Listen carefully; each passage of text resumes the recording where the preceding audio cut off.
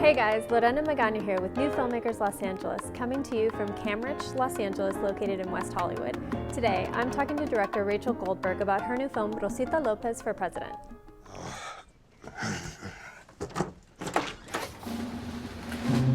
Thomas Hamilton? That's me. My records show that you haven't voted in 30 years. Is that correct? Say what? Hi, we already bought some cookies, Rosita. Oh, I know. I'm not here to sell cookies. I'm running for president. Well, you have got my vote. Do I have your vote, sir? Yeah, sure. Thomas. Can I call you Thomas? No. I'm not like the other candidates. I'm on the ground floor with the people. Come with me and I'll show you what I can do. You do know you're too young to run. And that is the first law I'm going to change. Hey Rachel, how are you? I'm good, how are you? I'm great. Rachel, why don't you give our viewers a brief synopsis of Rosita Lopez for President? Sure, I love how you say it.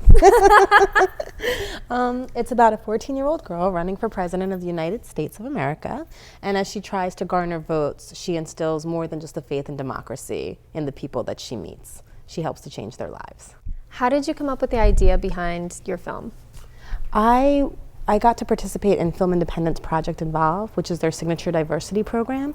And as part of the program, they gave us a Genesis package, and NBC Universal was a sponsor. It was Wildfire was a sponsor, so it was a really beautiful program. And you're tracked. So I was in the writing directing track, and then Danny Connor, my producer, was in the producing track.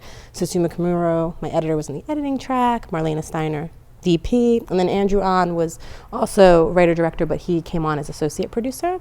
So they gave us a theme, and the theme was democracy in California.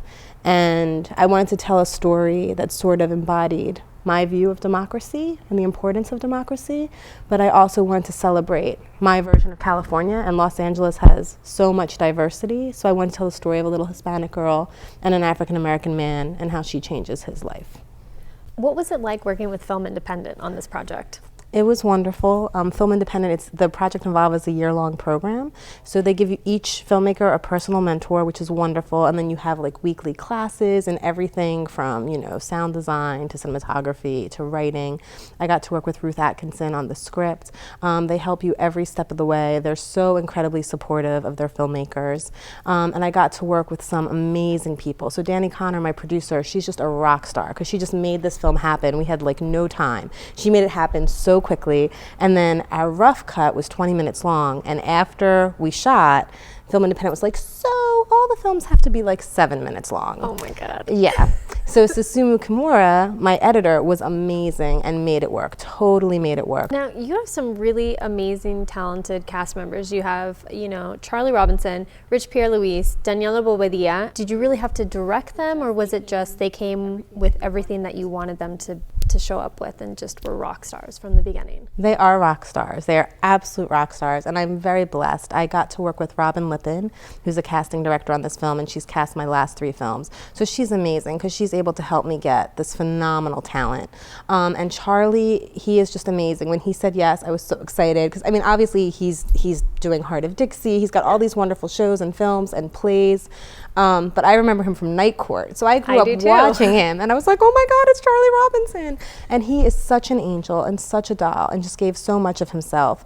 And then Daniela, again, Robin's amazing because we had such a tight shooting schedule. I couldn't cast an actual 14-year-old because with SAG it would have reduced our shooting time.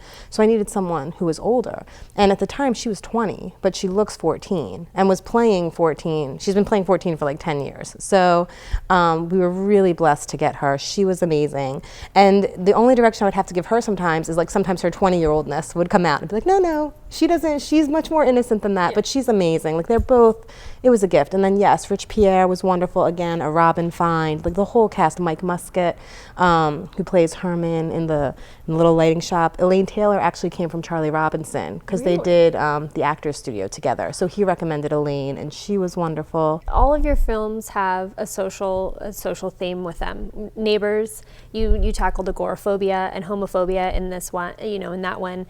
Moving forward, are all of your films going to be tackling social themes? Is that what you're striving for, is to break the boundaries? Absolutely. I think you know, I started off doing theater, and I did really experimental theater, and I still love theater. It's still like my heart and my soul, but you could only reach the audience in 4 walls, and film, you can reach an audience beyond that. I mean, I think it's just natural the stories I'm passionate about have a social issue, because otherwise why am I telling these stories? If I'm not trying to say something, then why am I telling the story?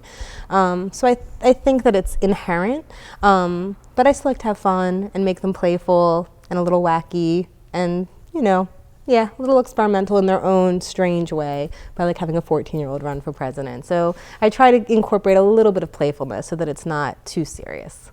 Now I have to know, did Charlie Robinson actually play the saxophone? No.